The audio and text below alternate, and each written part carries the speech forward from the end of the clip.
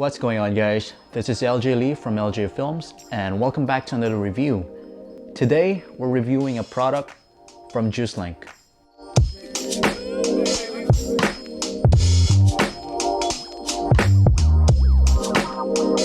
Now, a lot of you guys might know JuicedLink as an audio solution for DSLR shooters, or what they're really known for are the audio preamps, audio adapters that you're able to connect XLR systems straight to your camera. It really cancels out the noise. But I was surprised because recently they came up with an audio recorder and I had to contact JuicedLink to really try this out because this really got my attention. So guys, why would you consider buying this? For me guys, this will replace a lot of my audio recorders. I love shooting with my Tascam or Zoom H1, Zoom H4n, but the problem with those recorders is that for me, it's a big unit. So if I'm traveling, if I'm shooting like a one-man band thing, it's a lot of things to carry around. It does not fit in my pocket. So that's where the JuicedLink comes in, and I really love about this unit. It's a really well thought out product. Alright guys, let's see what this JuicedLink provides us. First of all guys, it's a really small device, fits in right into my palm. There are 3 buttons onto this unit. Left one saying down, right one being up, middle one being power.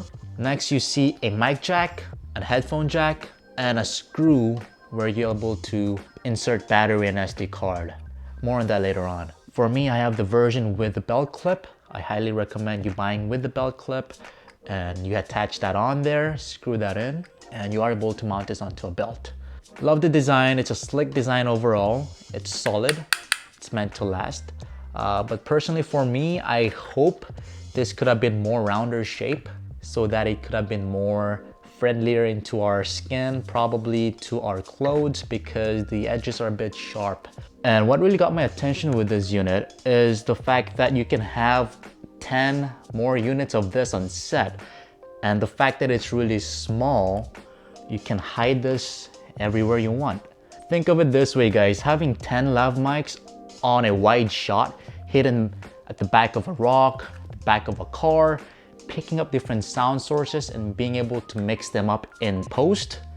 I guess it might be the next way of really capturing sound.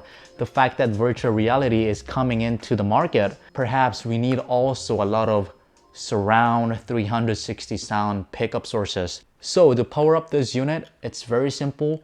All you need is a sharp object. There is a power and stop button in the middle.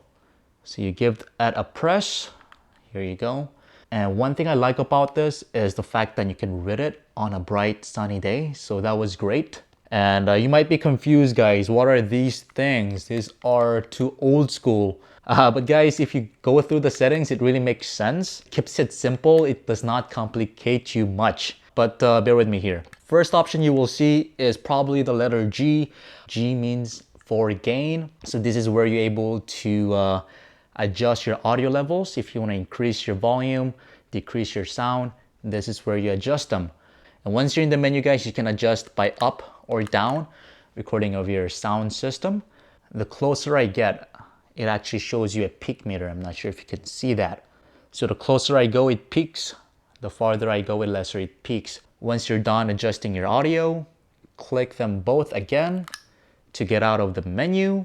Next thing on the line is R. That means record. By clicking these 2 buttons at the same time, it will record the audio. P, this is where you get to play back your sound. Next, we have H, that stands for headphone. This is where you're able to adjust your headphone sound up and down. Next in the line, we have B for battery, and it shows you a number which actually tells you how much battery is on your unit. Next, we have S for storage. Yet again, it shows you the number afterwards to tell you how much storage you have in your card. Next guys, we have F for firmware update. If they come up with a firmware update, we are able to update this unit. So this is a future-proof unit. Next in line guys, we have C for configuration. And real quickly guys, I just want to quickly talk about the card systems with this unit. It records in microSD cards. However, if you read the instruction manuals, it does actually tells you which is compatible and which has been tested with the unit. The one I'm currently using guys is the 16 gigabytes from SanDisk, and that's what I also highly recommend for you guys. But do check your manuals, but you should be good to go. JuicedLink actually do provide a tutorial on their website, but here's a workflow that I want to quickly show you on this video when recording with this device. Just like any devices, once you're done recording, hit stop. It's saved on your SD card. You download it onto your computer, download the SD formatter, and by using that, you have to format your card. And once you're done formatting your card, there is some configuration files that you download on the JuicedLink page. Make sure you download that. And depending on which device you're using, for example, if this is DARlink 1, and if I download this onto my computer, I need to use the files from the DAR1, copy that, paste it onto the SD card, and eject it that way, and put that bad boy onto this device. May sound a bit foreign to you in the beginning, but once you get the workflow right, keep doing it consistently. It's not a big deal. Now, to insert the SD card or take out the battery, here's what you do, guys. Unscrew the lock, and basically this comes right off. First thing you'll see is the port for the battery. It accepts AA battery, guys. Doesn't really have to be a lithium.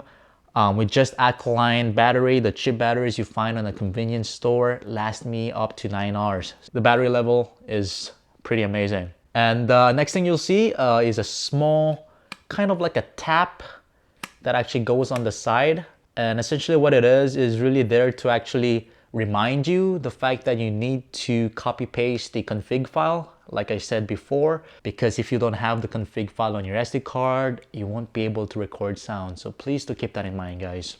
Moving on, we have the SD card right here, and pretty simple, guys. Once you put it in there, it's a push-in system. So once you put it in, it secures and lock. I don't know if you can hear that sound. Let me do it one more time.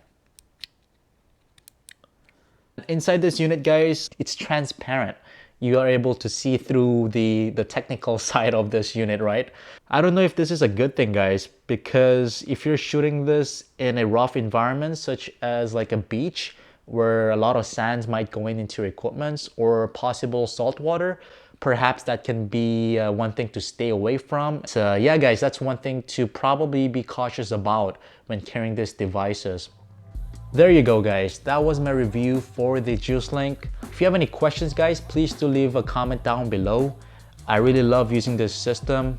The fact that it gives me more freedom to actually capture sound, it's a leverage as a filmmaker. So check this out. Little DARlink from JuicedLink. Provide you a link down in the description. And make sure you check out my social media sites.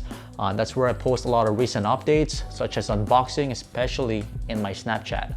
So make sure you follow on those. Thank you for watching, guys. I'll see you guys on the next one. Take care.